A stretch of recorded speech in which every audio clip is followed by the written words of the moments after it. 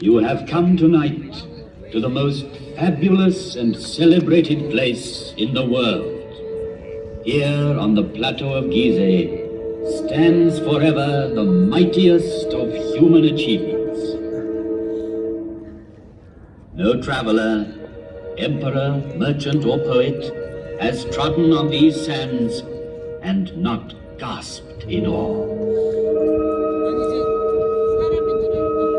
The curtain of night is about to rise and disclose the stage on which the drama of a civilization took place. Those involved have been present since the dawn of history, pitched stubbornly against sand and wind. And the voice of the desert has crossed the centuries.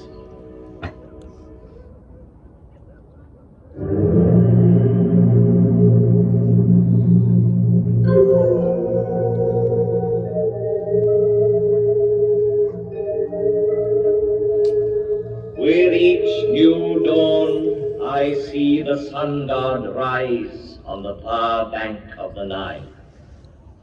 His first ray is for my face, which is turned towards him.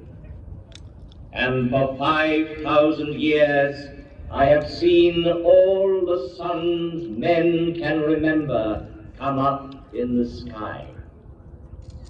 I saw the history of Egypt in its first glow, as tomorrow I shall see the east burning with a new flame.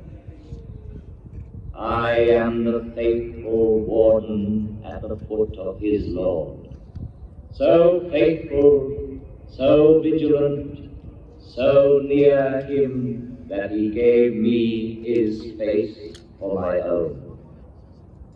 I am a Pharaoh's companion, and I am he, the Pharaoh. Through the ages, I received many names from the people who came to me in adoration. Oh, Harmakis, you are my life's safeguard. Protect me. Oh, great God, that I might see you every day. Lord of the desert, Lord of the heavens, Sovereign of eternity. but the name which has remained with me is that given to me by a Greek traveler, the father of history, Herodotus. He called me Sphinx, as if I were from his land, and that name is now mine. Close to the Nile, I watch over the plateau of Gizeh, over all its monuments of modest or fantastic height. They are tombs.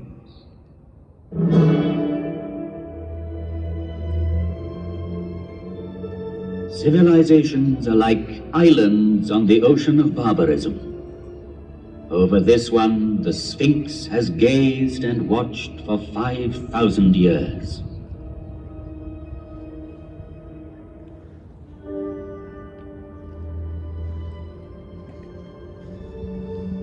At the foot of such mountains of stone, everything becomes minute and insignificant. Man is an insect. But yet, it was men who built these massive monuments.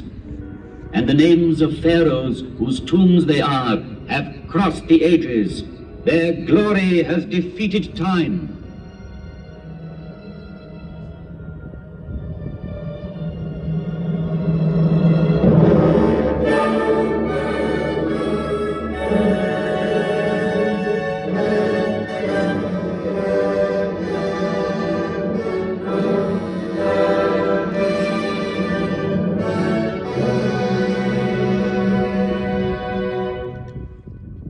This is the tomb of Cheops, Pharaoh of the 4th dynasty, 4,500 years ago. Here is the great pyramid which he built to defend himself against death. 455 feet high. He achieved the building of the highest monument then known to man. The area it covers is vast enough to hold St. Peter's Cathedral in Rome, the cathedrals of Florence and Milan, Westminster Abbey and St. Paul's. 3 million blocks of stone, some of them weighing 30 tons, were assembled by Cheops' faithful workmen to achieve this fabulous construction. At the center of it, the pharaoh planned his inner chamber, where his mummy was to lie in splendor for eternity. At the foot of this pyramid, in the rock, a temple was built, and there were kept the barges of Cheops, the barges of night. In these large wooden vessels, the dead pharaoh could continue his voyage in darkness towards eternity. But all that remains of him is a small ivory figure, showing a noble face, the nose aquiline, the jaw determined, and the hieroglyphs representing the name he gave to his pyramid. Cheops dominates the horizon. A pyramid of Khephren. It too bears an inscription, Khephren is great. Yet, out of respect for his father Cheops, Khephren built his pyramid on a slightly smaller scale. Each side of the base measuring 710 feet, the angle being 52 degrees, it reaches a height of 445 feet. The brilliant covering of polished limestone on the apex originally extended over all 4 sides, adding to the magnificence of the pyramid.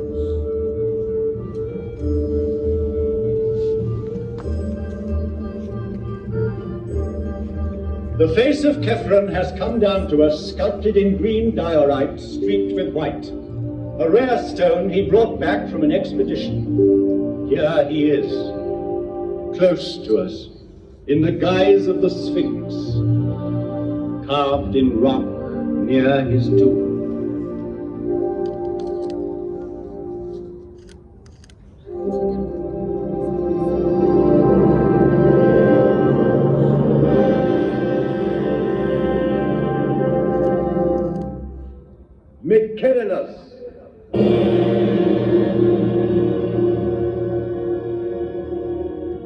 A third monumental tomb was soon to complete this immense funeral site of Gizeh and make it one of the wonders of the world.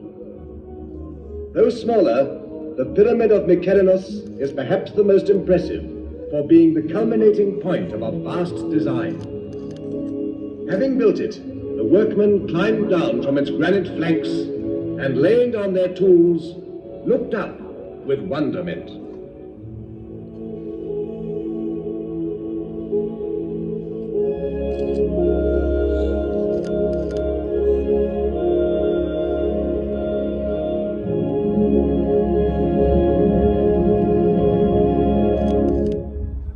Great and powerful was Memphis, the capital city in the plain which joined Upper and Lower Egypt. Great and powerful were the pharaohs, who on this side of the Nile built for eternity. Its aim accomplished, the fourth dynasty collapsed.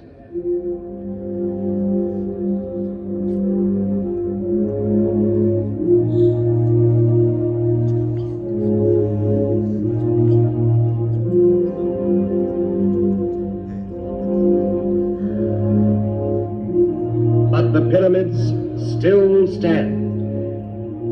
And the inscription on the one that completed the design claims, "Divine is Mykerinos."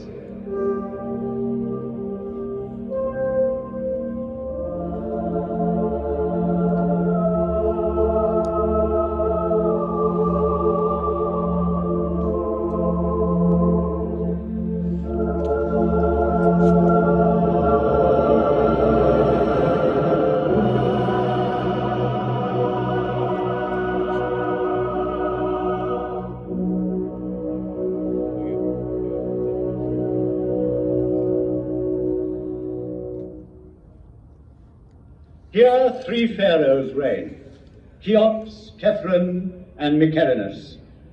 Sarcophagi may be empty, wrappings unwound, yet Cheops, Khephren, and Mykerinos still reign, bearing the double crown of Upper and Lower Egypt. They reign over their court, buried round them, over these small pyramids where their queens lie, over the tombs of their ministers, over the whole hierarchy, sleeping forever. Chamberlains, high priests, buffoons, architects, courtesans, each in his proper place in these funerary chambers, which are called mastabas. For this is a royal palace of the dead, with triumphal perspectives, pavilions, corridors, secret rooms, strong walls. It was a city of another world, approachable by the people only as near as the outer temples, where their devotion led them. Coming from the Nile, one ascended by a monumental causeway built on the same colossal scale to the high temple, where only the priests lived among the secrets of the mummies. They alone knew for what journey the great barges were being prepared at the foot of the tomb. A journey with the sun.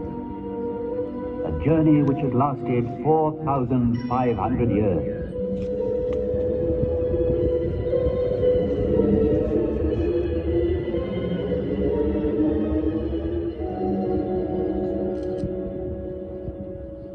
In the maze of this necropolis, let us stand by a tomb like 1,000 others, that of the mother of Cheops, and in it, by the litter marked with golden hieroglyphs, which she had prepared for the eternal journey by her son's side.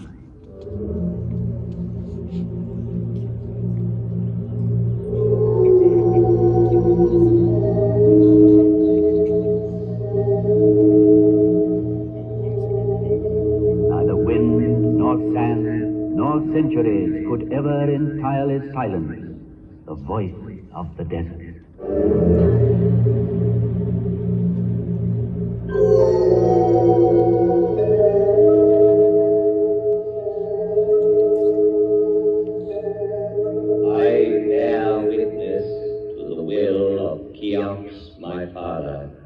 To defy time forever. I saw Antony and Cleopatra pass, Alexander, Caesar, and Napoleon paused at my feet. I saw the ambitious dreams of conquerors whirling like dead leaves. As my motto, I chose an Arab saying, "The world fears time, but time fears the pyramids."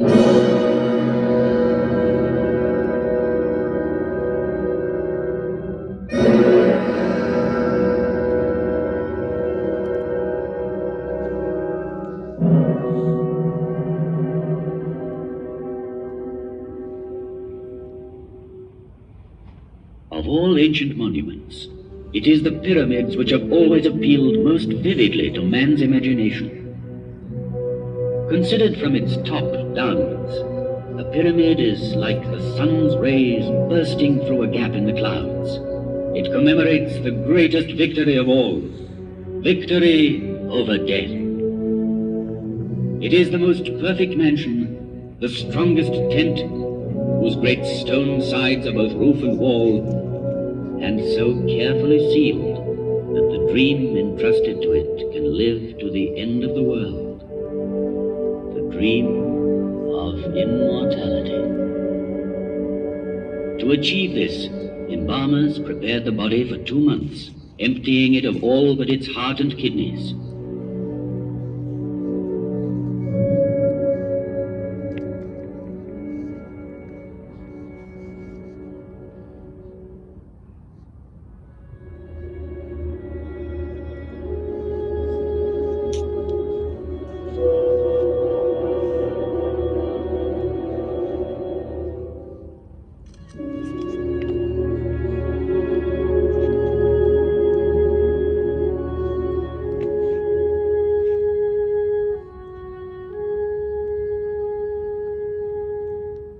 Hidden in the secrecy of its tomb, attended by a whole crowd of statues, provided with all that was necessary for the journey, there in the sarcophagus lay the mummy, to be called on by the soul.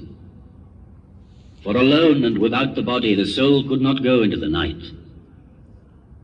And from the depths of this tomb still rises the scent of herbs, cedar oil, resin and myrrh.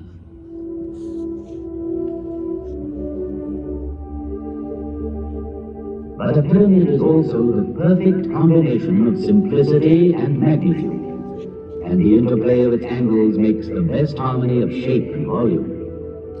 It is architecture's purest achievement, because it relies on the straight line alone. Never has the straight line been drawn with more mastery, skill, and strength. Homage must be paid to Imhotep, the learned, who at Saqqara conceived and built the archetype of pyramids. Made up of 6 mastabas, it rose gradually in a broken line of steps. The idea had been born. Calculations had begun. The perfect form was there.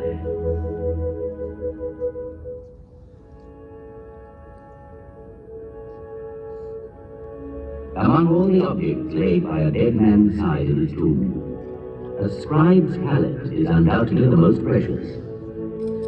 From it were drawn the hieroglyphs representing the figures which made possible the fabulous calculations ordering these mountains of stone. A lotus flower for 1,000, a finger worth 10-fold, a tadpole for 100,000, and the scribe's 2 hands joined in prayer for 1,000,000.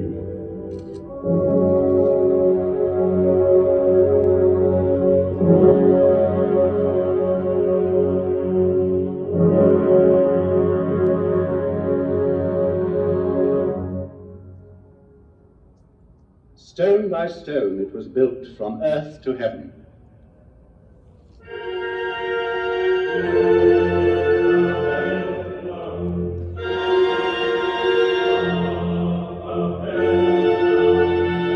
It was built in the Pharaoh's lifetime by 100,000 workmen, united in a mighty surge of faith. Each stone averaged 2.5 tons in weight.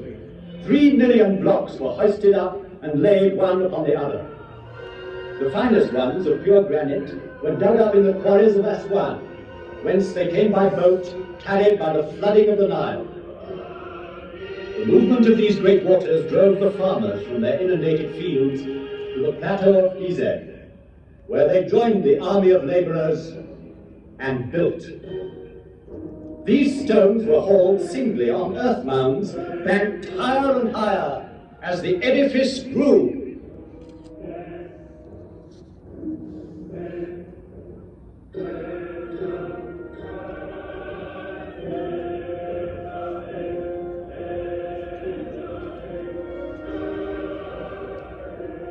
In front of such superhuman effort, can one believe in the legend of the whip? It needs mystical fervor to build a pyramid. Faith. Those who worked here deserve not our pity, but our deepest respect and admiration. They lived through one of those rare times when man knows with absolute certainty what he has to do and where to go, because he believes. Here man thought that death was vanquished.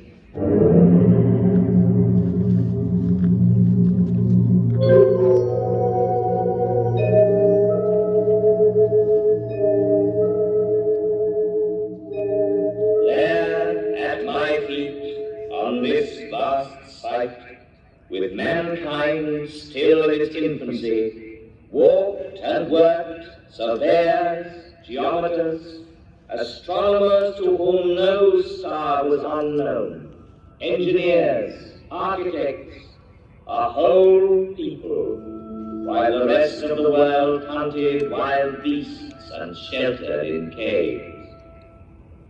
O noble Nile, I salute you, for your waters flow majestically and fostered this sacred enterprise. One day the desert sands invaded the fields, marshes dried up on the river's bank, and so to save his life, man invented civilization. He had to contend with floods, he designed dams and culverts. He came to love the earth and want it for his grave. But soon he wished to outlive the earth.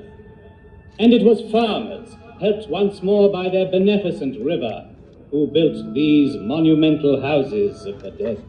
And I, Catherine's faithful companion, saw the progress of dynasties and grave priests, and the light steps of noble ladies whose diaphanous veils seemed to clothe them, yet not to touch them.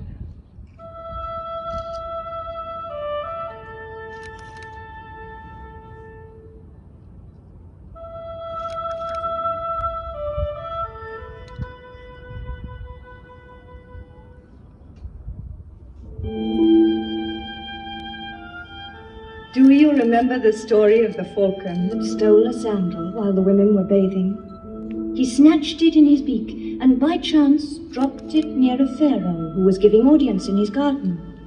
So slender was the sandal, so small its size, that the pharaoh wished to see the owner. And he married her. And do you remember how a nobleman at the court of Cheops lured his wife's lover into a deep lake by means of a wax figure, and there had him turned into a crocodile by a magician? Wishing to impress the pharaoh with his magical powers, he willingly revealed what he had done, but carelessly too, for Cheops punished the guilty and the boaster equally. On his orders, the courtier was thrown to the crocodile, which devoured him, and the unfaithful woman was chastised. Do you remember, too, a young pharaoh, Amenhotep II? Never had there been an athlete so strong, so handsome, so fine. His shoulders were broad, his waist slender, his thighs were of bronze, and he could tame at will the wildest horse. His exploits are engraved on a stone which he laid before you. Then time in passing left him behind like an old monument. Sand was beginning to choke. Kept by war in Mesopotamia, Amenhotep II was far away from his land. Then one day, while hunting the lion, a prince stopped to rest in your shadow. He fell asleep. You gave him a dream and spoke to him.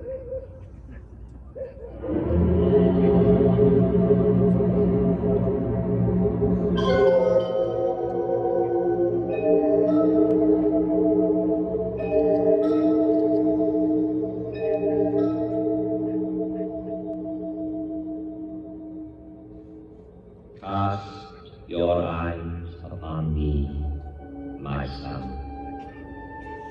Listen to me, and the white crown and the red will be yours. The crown of Upper and of Lower Egypt. Yours will be the land in its breadth and length. Do you see how I am forlorn?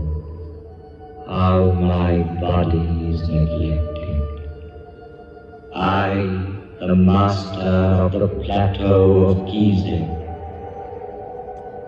deliver me from the sands, and you will be king. When he woke up, the young man obeyed, delivered you from the sands, was crowned as King Tutmosis IV, and had engraved between your forelegs the dream you inspired him with. And then there was great rejoicing.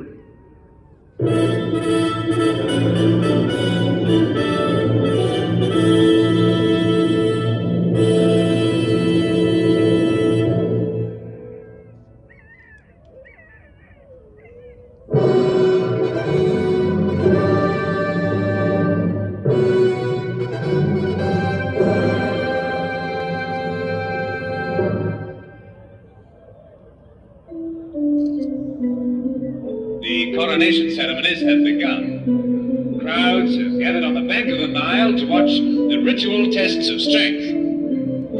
Now the royal barge is coming upriver, manned by 200 oarsmen. Responding to the excitement of the crowd, they increase their pace. The pharaoh himself at the tiller maneuvers perfectly and brings the barge smoothly into the landing stage with a last burst of speed. Cheers break out as the pharaoh comes ashore and swiftly makes his way towards the targets of copper set for his display of archery. The crowds follow him to watch.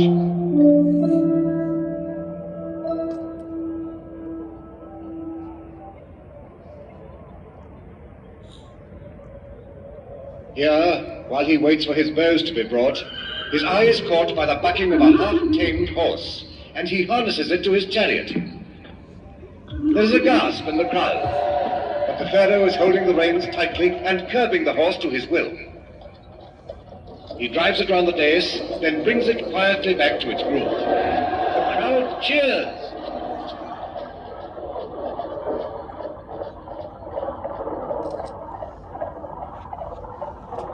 Now the pharaoh has chosen his bow. He has tried more than 50 others before selecting this one. Mounts his chariot and rides off towards the first target.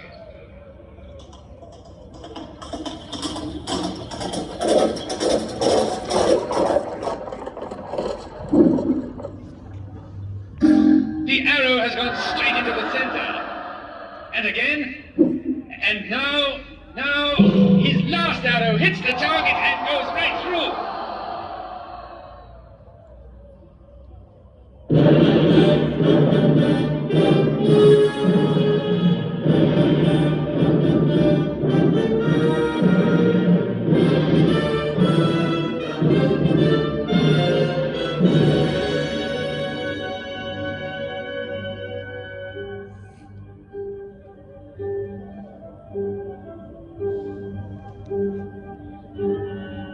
This is his triumph. Standing up in his chariot, the pharaoh makes for the dais where his throne awaits him. The court, the priests, the people present him with praise, incense, and offerings. He receives the double crown and, mounting his triumphal chariot, goes to worship in the temples of Harmakis, Cheops, and Khephren. Long live the pharaoh!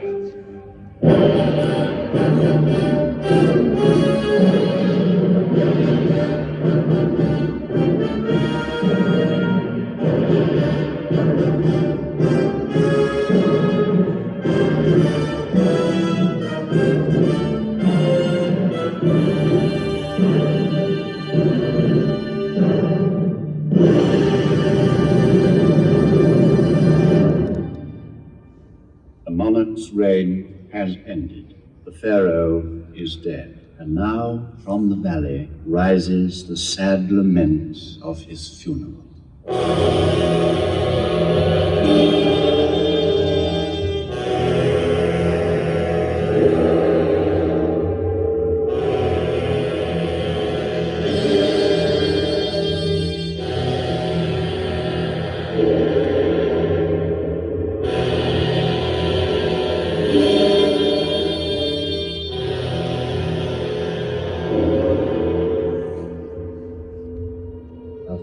pharaoh is at rest in his coffin made of wood, adorned with gold and precious stones.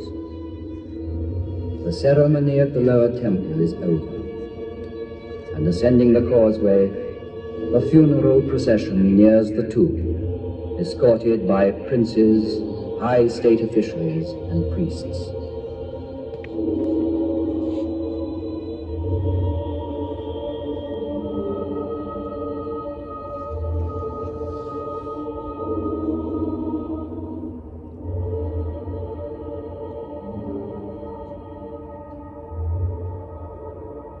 The sarcophagus is ready at the heart of the pyramid, in the funerary chamber.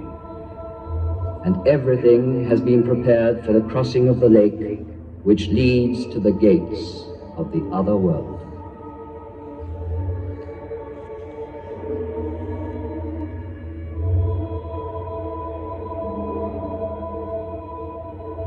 The last slab of stone is going to be sealed with such cunning that it will never be known which part of the wall was the door.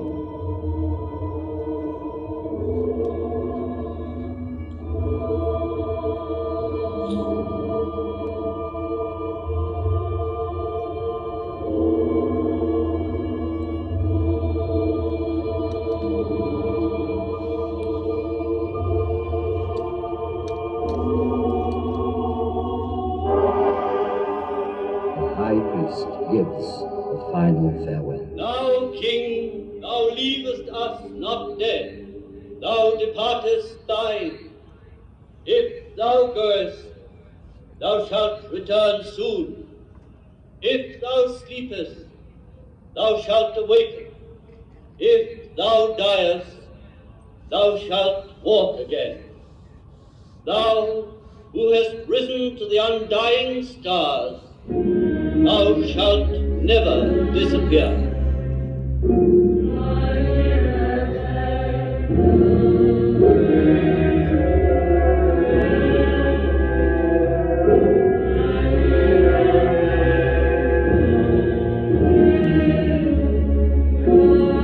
Alas, alas, let us lament without rest, O glorious traveler into eternity. Thou art now captive.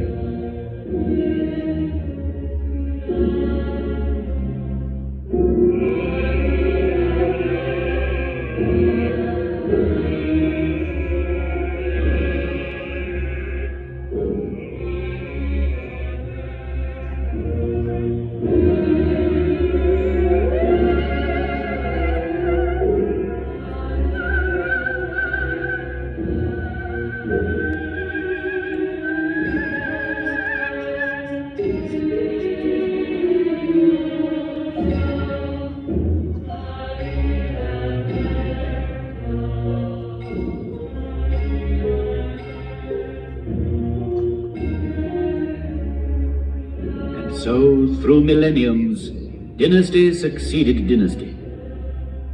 But among all the monarchs of ancient Egypt, none is more appealing than this young pharaoh, a poet and a mystic, who followed Amenhotep III. Civilization in its splendor had spread southward step by step, making the valley of the Nile like a triumphal way, bordered by the papyri of learning, furrows of prosperity, terraces of peaceful living and deep meditating tombs. The flame of knowledge had passed from Memphis to Thebes.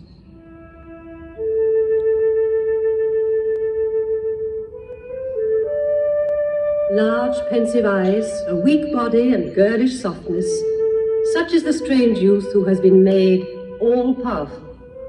He leaves Thebes in order to found his own city. He rejects the god Amon and his priests to worship a god of his own choosing, Aton, who is in heaven. And he discards the name of Amenhotep IV to adopt another, Akhenaton, Aton the unique.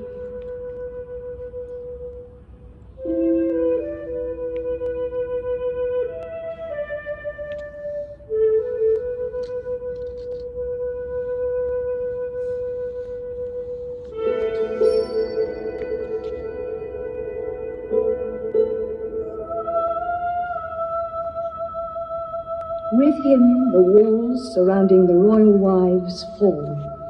The veils are drawn back, and in centuries to come, people will see and love the graceful figure of Nefertiti. She was by his side in his struggle to establish the new faith. Of this faith, she was like a reflection. Her radiance inspired sculptors. Thus, the image of her beauty came to us in stone. 30 years old, and he died. 3,300 years ago, he wrote and recited this prayer.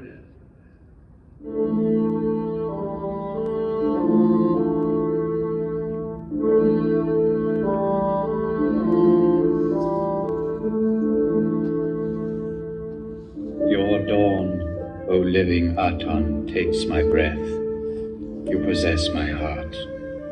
You are the maker and giver of all things, and men live by your grace. Aton, living and life-giving forever and ever.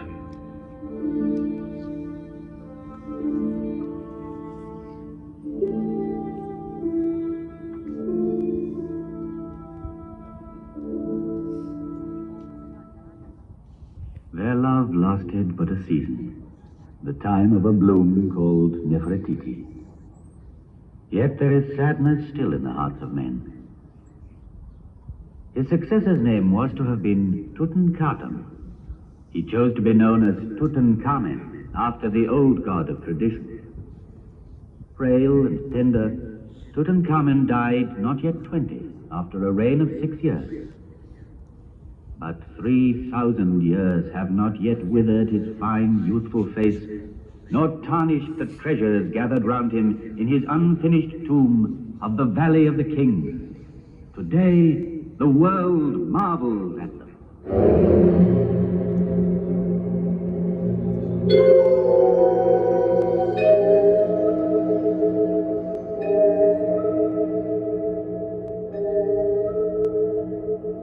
I, who know the untouchable stars, know too that the Nile which made Egypt cannot unmake Egypt. I saw conquerors reflect before me and bow their heads. I saw Alexander the Great, handsome as a barbarian, thoughtful as a prophet. Here, somewhere in this earth, he rests, awaiting resurrection. I saw Caesar one evening. He feared the sun. Our last queen, Cleopatra, bore him a child, but Caesarion was not a true pharaoh and died before ascending the throne. I saw Napoleon and his burning eye. Centuries passed over my forehead, yet those great soldiers raised no more than dust. I have known years of despair. An irascible emir of the Middle Ages disliked my smile, thought it pagan and ironical, and so had me disfigured by his artillery. Then children found me ugly. No longer did anyone come and pray at my feet or listen to me. The keys of old Egypt were lost. I was nearly buried in sand. All our knowledge, our very soul, rolled in thousands of papyri, was sleeping unknown and unintelligible in dark and silent tombs.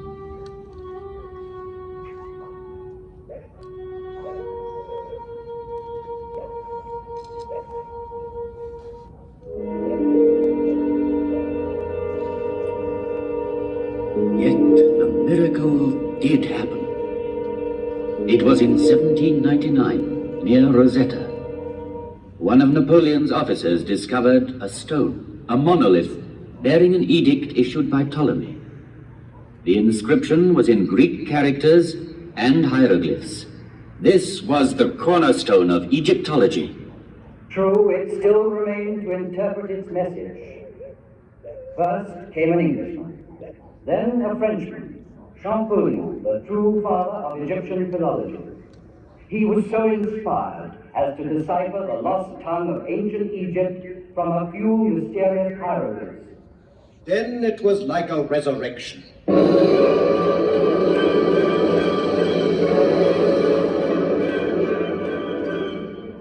All at once, from the funerary chambers to the peaks of the pyramids, hieroglyphs were born to a new life. Herons, lotus flowers, fishes, hares and drakes, the mysterious characters suddenly woke up, fluttered and sang like creatures of the fields as the sun rises. It is as if in answer to a celestial call of trumpets, old Egypt had risen from its grave, young and immortal. Young, immortal and rich in beauty, like Nefertiti.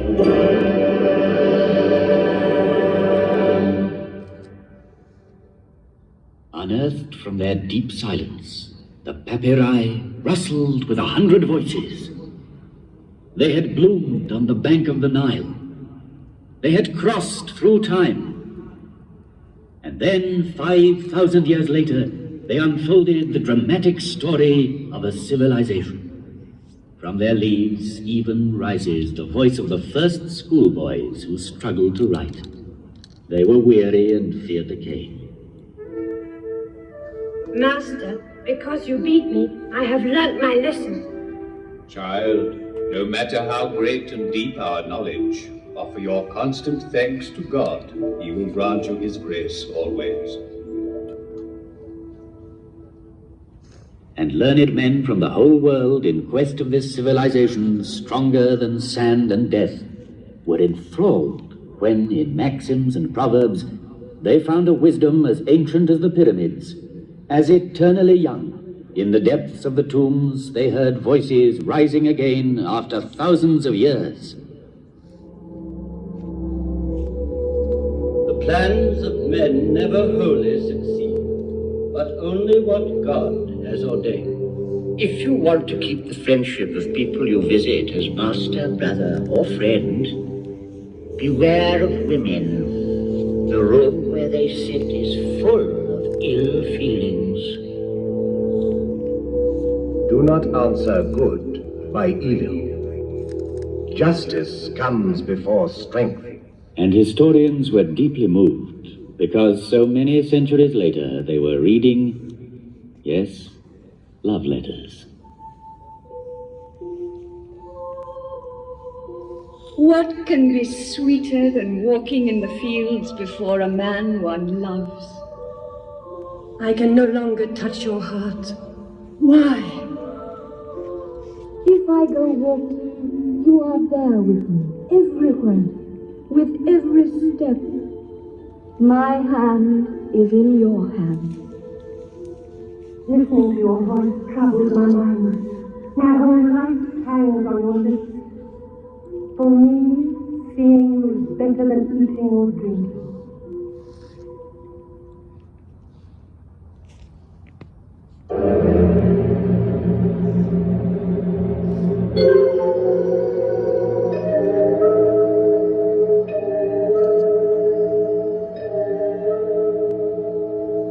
Such was my message from the depth of the ages. Girls' voices, the voice of wise men, of children, the voices of ancient Egypt. And if those voices sounded familiar to you, it is because their first echo had already reached you through Greece and Rome, Christianity and Islam.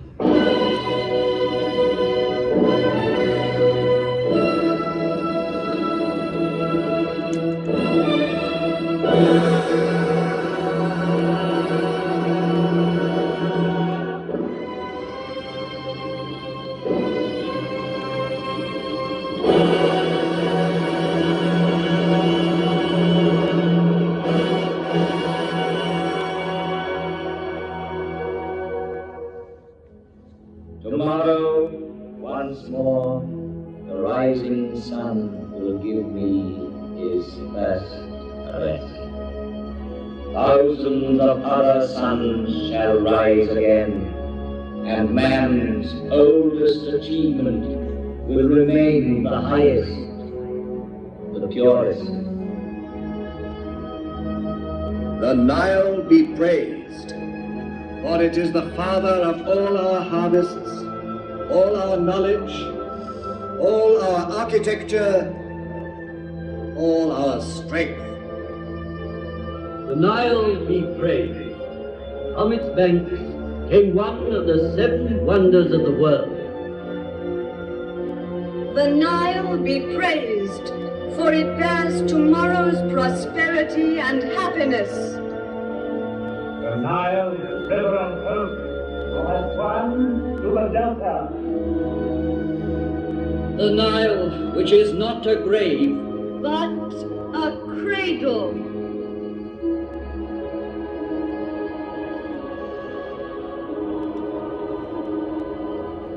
In the course of time, only human achievements crumble and fall. But the spirit which conceived these monuments cannot